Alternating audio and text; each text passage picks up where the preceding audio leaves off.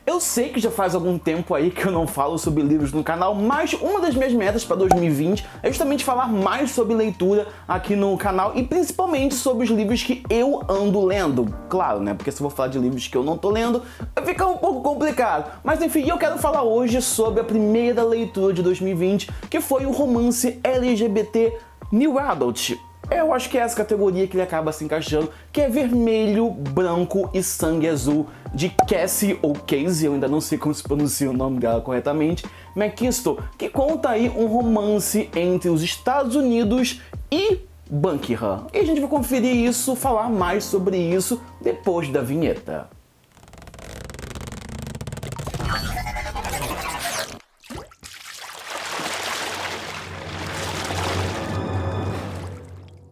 Vermelho, Branco e Sangue Azul, esse nomezinho aí que é um pouquinho grande, mas que faz todo sentido no livro, ele foi lançado em 2019 pela editora seguinte. E assim que chegou às livrarias, o livro foi um total estouro. Eu vi praticamente em todos os blogs e canais de leitura falando sobre esse livro e muita gente dizendo que é um dos melhores livros LGBTs que já leram na vida. Eu demorei um pouquinho para ler ele, talvez esse vídeo esteja até bem atrasado, já tenha passado todo o hype que o livro carrega, quem sabe volte se ganhar um filme, o que eu posso estar torcendo para acontecer.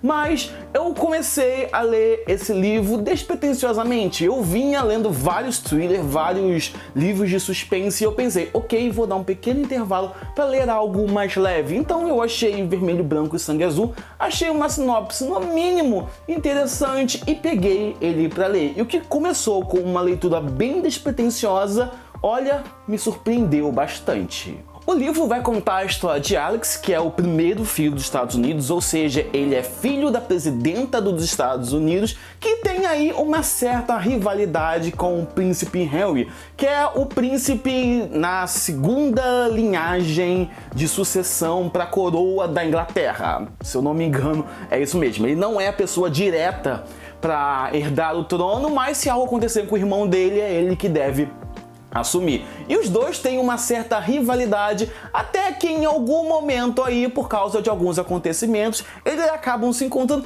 e vendo que a realidade ali não é bem uma rivalidade. É praticamente como todo filme de super-herói que os dois começam brigando e depois acabam juntos se ajudando. Ali no caso eles começam brigando, mas depois vamos dizer que as agressões físicas acabam sendo um pouco consensuais.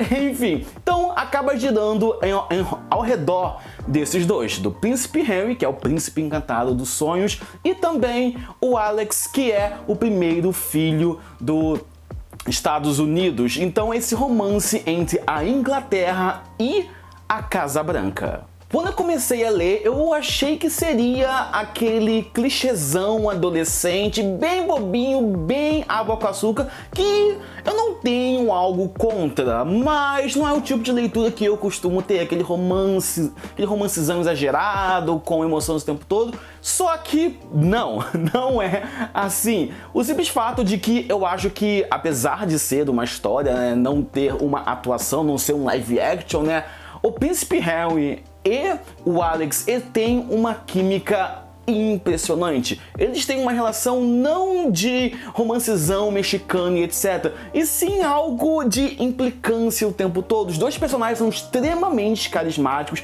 extremamente palpáveis, ou seja, você olha pra eles e você consegue ver que existiriam realmente pessoas assim, um príncipe que deve viver de aparências para esconder quem ele realmente é, porque, enfim, monarquia, né? Um dia ele vai herdar tudo aquilo, ele pode herdar tudo aquilo e ele não pode de alguma maneira sair do padrão da realeza, e o primeiro filho que não pode deslizar, né, fazer nada de muito errado, porque afinal, né, a carreira política da mãe também acaba se refletindo a ele. Mas mesmo assim, eles têm os defeitos deles, eles fazem as burradas deles, mas eles são extremamente humanos. E o livro ele acaba pegando isso e colocando de uma maneira muito legal. Eles não são adolescentes, eles têm já seus 20 e tantos anos, então eles já têm uma certa maturidade.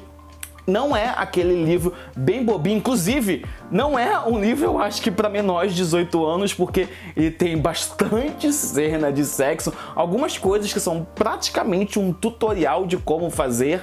Não é um tutorial de como fazer, mas eles explicam ali que você fica, amado, é assim? Enfim, mas é um livro bem divertido de se ler, que traz bastante comédia, um romance eu acho que na medida certa e algumas problematizações que devem ser levadas em conta. O pano de fundo da história acaba sendo a corrida presidencial dos Estados Unidos. O livro foi originalmente escrito em 2016, se eu não me engano, se eu estiver errado eu vou colocar aqui embaixo a data correta, mas se passa em 2019 e 2020, então seria a corrida presidencial desse ano. E como, né, toda corrida presidencial existe muito poder envolvido, muita manipulação e, é claro, também as aparências estão à tona. Então, uma das principais problematizações trazidas no livro é justamente sobre viver de aparências, sobre não se assumir quem se é e, é claro, a busca pela própria identidade. Eu sei que há vários livros que tratam desse tema e praticamente todo livro LGBT acaba batendo nessa tecla,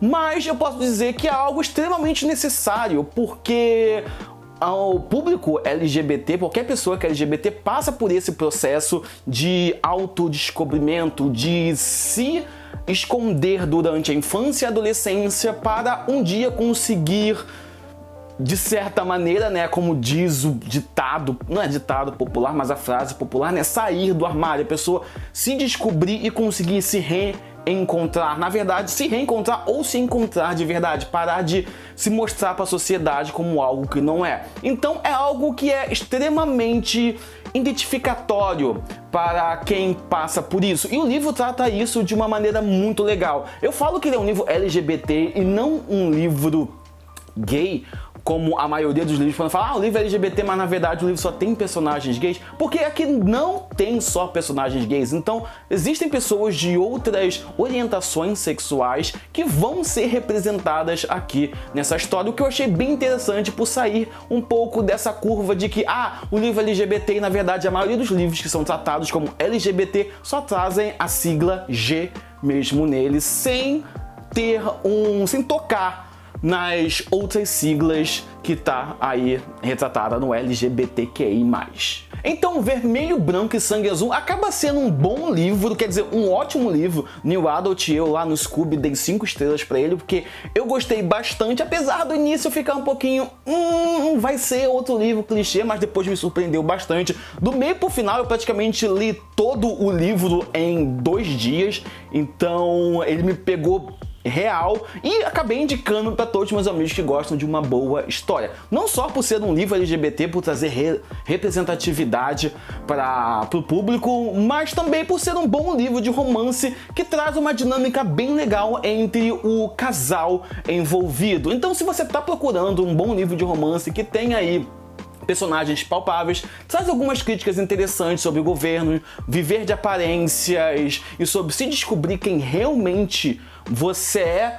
Vermelho, Branco, quase que eu erro. Vermelho, Branco e Sangue Azul é uma ótima opção de leitura de um livro que ele é leve pela sua escrita, ele é tranquilo de se ler, não é nada muito denso, que é engraçado e até mesmo eu posso dizer safado.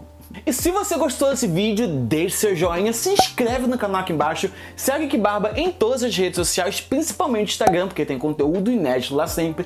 Eu vejo vocês na próxima, um grande abraço e tchau!